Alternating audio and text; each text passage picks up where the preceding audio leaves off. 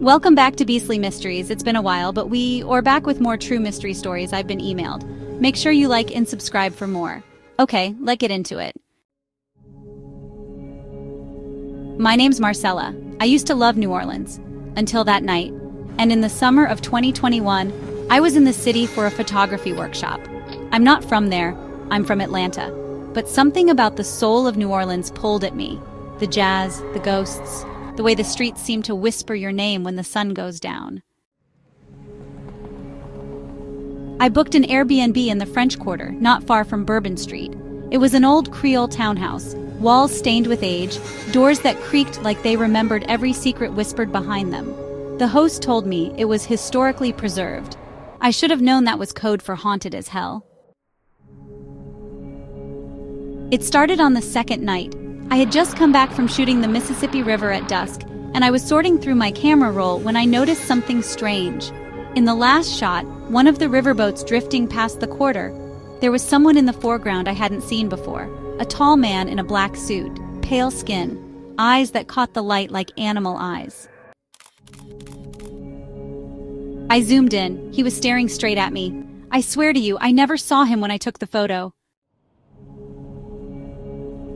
That night, I dreamed I was walking through a dark alley with wet stones beneath my feet. I heard jazz music floating in the distance like it was calling me. I turned a corner and there he was, the man from the photo, smiling with blood running down his chin. I jolted awake at 3:11 a.m., drenched in sweat. My phone was dead, even though I'd charged it before bed. When I turned the light on, there were bloody fingerprints on the inside of my bedroom window. I should have left right then, but I convinced myself it was a prank, or maybe even a nosebleed I forgot I had. I was trying to be rational in a city that's anything but. The next day I found a small local bookstore off Royal Street, the kind of place that sells grimoires and spells like they're bestsellers. The woman behind the counter looked up at me the moment I walked in and said, "You've seen him, haven't you?" I froze. Who? She walked around the counter and handed me an old newspaper clipping sealed in a plastic sleeve. It was dated October 4th, 1892. Notorious death on Bourbon Street, woman found drained of blood. Witness describes pale gentleman with red eyes. I tried to laugh it off. Are you serious? Her face was stone cold. He's one of the oldest.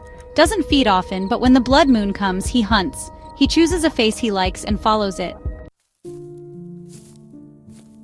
I left more confused than scared. That changed real fast. That night, I went out with a few people from the photography workshop. I told them I was feeling off, but I didn't tell them why. One guy, Jackson, walked me back to my Airbnb afterward. He was sweet, funny. He asked if he could come up, and I said yes. Not for anything romantic. I just didn't want to be alone. We were halfway up the stairs when the lights flickered. Then the front door slammed shut on its own. And that's when I smelled it. Copper, like pennies, blood. Jackson turned to me and whispered, "Do you hear that?" At first I didn't. Then I did. A slow, dragging sound, like someone pulling something heavy across the floor upstairs. I pulled out my phone to call for help, but the screen just glitched and went black. We crept up the stairs like idiots in a horror movie, and there at the top we saw it. A man in black, but now his face was warped, unnatural, lips too wide, eyes like ink, skin stretched too tight over cheekbones that looked sharp enough to cut glass. He opened his mouth and hissed, but there were no fangs. No, his entire jaw dislocated sideways. The bottom half of his face split open like a snake unhinging before a kill. We ran. Jackson shoved open the bathroom door, and we locked ourselves in. We could hear the thing moving outside the door, whispering in a voice like gravel soaked in wine. "You're perfect. You're the one." And then, nothing. We waited for what felt like an hour before Jackson opened the door. He shouldn't have, because as soon as he did, the thing was right there. It lunged, I screamed. Jackson fell to the ground, convulsing, and then the vampire turned to me and smiled.